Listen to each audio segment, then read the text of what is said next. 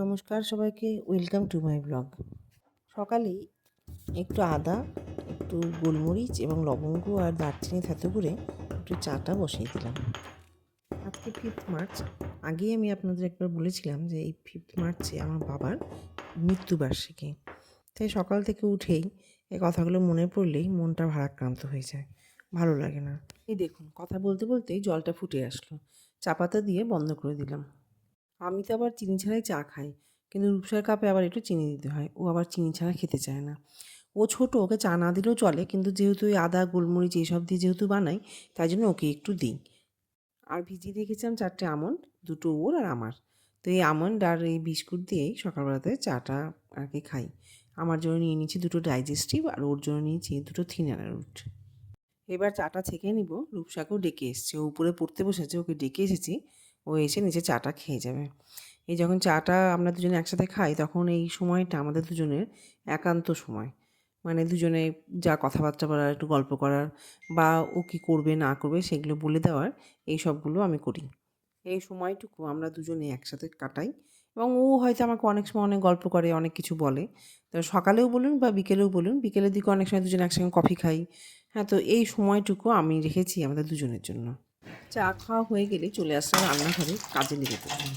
আজকে যেহেতু বাবার মৃত্যুবার্ষিকী, তাই ভেবেছিলাম যে আজকে একটু নিরামিষ করব, কারণ বাবা আবার নিরামিষ খেতেন। আর আমার বাবার এই নিরামিষ খাওয়ার গল্পটাও বড় অদ্ভুত। ছোটোবেলায় অত বুঝতাম না, কিন্তু যখন আস্তে আস্তে বড় হলাম তখন বুঝতে শিখলাম। আমরা তো আমাদের চারপাশে অনেক বিধবাদেরই দেখি, যে যাদের হাজব্যান্ড মারা যায়, তারা নিরামিষ খায়, একাদশী করে, বৈধব্য পালন করে। কিন্তু আমরা কি কখনো কোনো পুরুষকে দেখেছি যে এইভাবে বৈধব্য পালন করতে?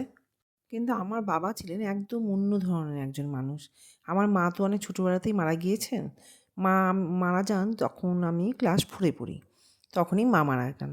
তো মায়ের সম্পর্কে বিশেষ কিছু আমি একটা জানতেও পারিনি।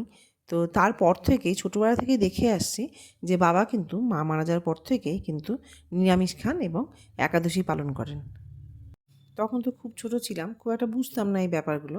কিন্তু আস্তে আস্তে যখন বড় হয়েছি তখন বুঝতে পেরেছি যে আচ্ছা, মা মারা যাওয়ার পর থেকেই বাবা কেন নিরামিষ খেতেন।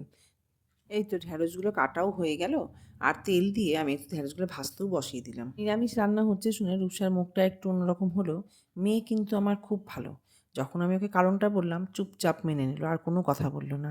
এই তো ওকে মিষ্টির দোকানে মিষ্টির পাঠিয়েছিলাম, দোকান এই তো দেখুন কাকুটা, বলতে বলতে চলে আরে গেল। মিষ্টির দোকানের ওই কাকুটা, ওই কাকুটার বাবাটা থাকছে দেখছি। ও বেলার দিকে আসে, ওই জন্য নয়। না, সকালেই চলে আসে।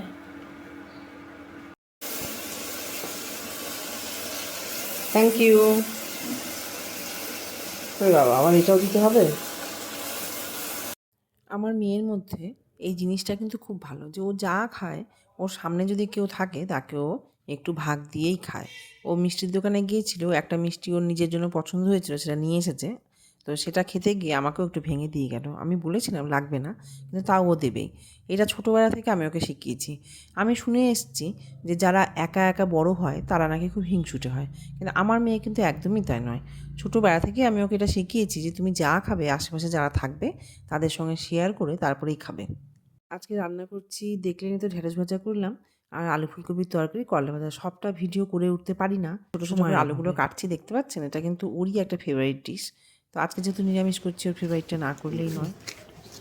এদিকে দেখুন, কথা বলতে বলতে আমাদের নাইট গার্ড দাদা চলে এসেছে। আজকে মাসের 5 তারিখ উনি এসেছেন ওনার টাকাটা নিতে।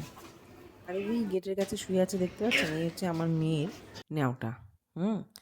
তো যাই হোক, আবার আমি রান্নাঘরে ফিরে আসলাম। এবার আলুগুলো ধুয়ে একটু ওই নুন জলে ধুয়ে রাখবো।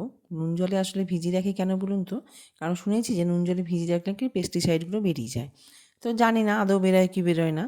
তো ওই কথায় আছে না যে বিশ্বাসে মিলাই বস্তু তর্কে বহুদূর। তাই আর তর্কে না গিয়ে বিশ্বাস করে সেটুকু আমি কাজটুকু করে রাখি। খুব একটা কঠিন কাজ তো নয়, তাই ওইটুকু আমি করেই থাকি।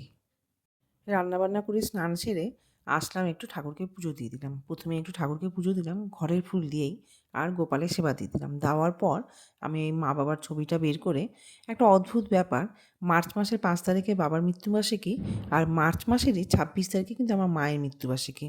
দুজনের মৃত্যুবার্ষিকীটাই এই মার্চ মাসেই। আবার এই মার্চ মাসেই কিন্তু আমার মেয়েরও জন্মদিন। মানে মার্চ মাসটাকে আমি খারাপও বলতে পারবো না, আবার ভালোও বলতে পারবো না, মানে অদ্ভুত একটা ব্যাপার। আরও অদ্ভুত ব্যাপার হচ্ছে যে মার্চ মাসের 4 তারিখে আমার ছোটদির জন্মদিন, আর মার্চ মাসে 5 তারিখে বাবার মৃত্যুবার্ষিকী, আবার মার্চ মাসে 26 তারিখে আমার মায়ের মৃত্যুবার্ষিকী, আবার মার্চ তারিখেরই 28 তারিখে আমার মেয়ের জন্মদিন। মানে কি অদ্ভুত ব্যাপার না, বাস একদিন দুদিন পরপরই সমস্ত ঘটনাগুলো। যাই হোক, এই বাবা মাকে একটু জল মিষ্টি দিয়ে দিলাম, একটু ধূপকাঠি দেখিয়েছি। আর বাবা মার কাছেও আমি একটু আমাদের ছাদেই ফুল গাছ আছে, ওখান থেকে একটু ফুল নিয়ে এসে দিচ্ছি। আমার ভালোই লাগে। ওই কেনা ফুল দেবো, মানে ইচ্ছে ছিল যে একটা রজনীগন্ধার মালা নিয়ে আসবো, কিন্তু সকাল থেকে আর হয়ে উঠলো না। তো যাই হোক, তো ওই মালাই দিয়ে দিয়েছি, একটা কেনা মালাই দিয়েছি। হ্যাঁ, আর এই আমার ছাদে যে গাছ আছে ওখানকার ফুল দিয়েই আমি পুজো করে থাকি, তো সেটা দিয়েই বাবা মাকেও দিয়ে দিলাম। তো এই রেডি হয়ে গেলাম, এবার স্কুল যাচ্ছি। স্কুলে এসে দেখি এই মিড ডে মিলের সমস্ত কিছু কবিতাদি বের করে করে রাখছে। আর এই মিড ডে মিলের মাসিরাও এসছে, সেগুলো সব নিয়ে যাচ্ছে। তো যাই হোক, মিড ডে মিলের সামগ্রী চলে গেল, এবার স্কুল শুরু হবে। স্কুল শেষে ক্লান্ত বিধ্বস্ত হয়ে যখন বাড়ি ঢুকি, তখন সত্যি একটা বাড়িতে আসার পর বেশ রিল্যাক্স মনে হয়। ছাদে চলে আসলাম, কারণ ছাদে এবার গাছে জল দেব। এই হচ্ছে স্কুল থেকে ফিরেই আমার একটা কাজ, যে গাছে জল না দিয়ে কিন্তু আমি জামা কাপড়টা ছাই না, আগেই করে কি গাছে জলটা দিয়ে দিই। বিকালবেলাতে ছাদে গাছে জল দেওয়ার জন্য ছাদে এসে বেশ ভালোই লাগে, বেশ অন্যরকমভাবে একটু সময়টাও কাটে। গাছ পাখি এদের সঙ্গেই আমার বিকেল সময়টা কাটে।